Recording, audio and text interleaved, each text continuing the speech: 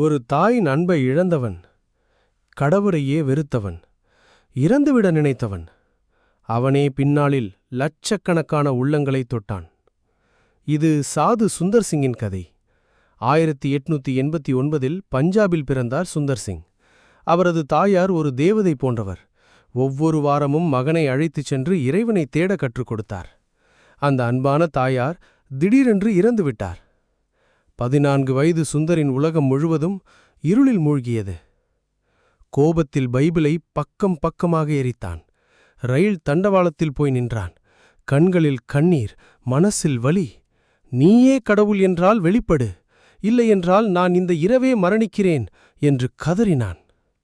அன்று இரவு அறையில் வெளிச்சம் பரவியது. இயேசு வெளிப்பட்டார். அந்த ஒரு தரிசனம் அவன் வாழ்வை என்றென்றும் மாற்றியது. கிறிஸ்தவனானேன் என்று சொன்னபோது தந்தை வீட்டை விட்டு துரத்தினார். சொந்த குடும்பமே நஞ்சு கொடுத்தது. ஆனால் சுந்தர் அழவில்லை, தளரவில்லை. மஞ்சள் ஆடை அணிந்தார். கையில் பைபிள் மட்டும் எடுத்தார். வீடில்லை, சொத்தில்லை, பயமில்லை. நடந்தே சென்றார். இமயமலை முதல் தமிழ்நாடு வரை.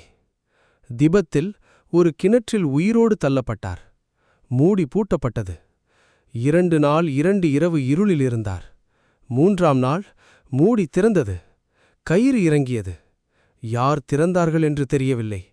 அவர் மட்டும் உயிரோடு வெளியே வந்தார். அதுவே அவரது நம்பிக்கையை இன்னும் உறுதிப்படுத்தியது. 1929இல் திபெத் சென்றார். திரும்பவே இல்லை. உடல் கண்டுபிடிக்கப்படவில்லை. ஆனால் அவர் சொன்ன வார்த்தைகள் இன்றும் உலகில் ஒலிக்கின்றன. உண்மையான அன்பு என்பது சந்தன மரம் போன்றது. தன்னை வெட்டும் கோடரிக்கும் மனம் தரும். ஒரு தாயை இழந்தவன் உலகின் அன்பாக மாறினான். அதுதான் சாது சுந்தர் சிங்.